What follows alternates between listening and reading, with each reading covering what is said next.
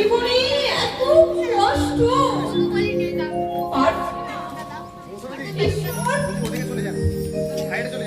এই খারাপ জীবনটাকে বয়ে নিয়ে বেড়াতে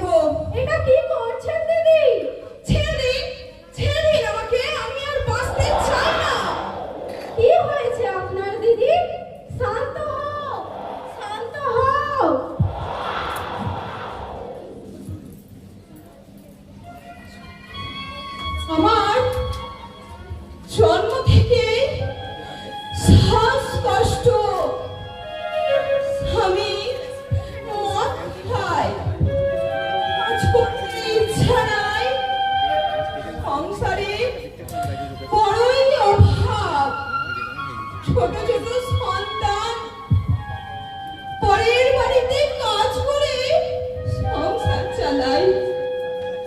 কিন্তু এখন শরীরটা বড়ই খারাপ, পারি না আর কাজ করতে। বেঁচে থেকে যদি সন্তানদের দুটো খাবার তুলে দিতে না পারি, তাহলে এই জীবন থাকার থেকে না থাকাটাই ভালো।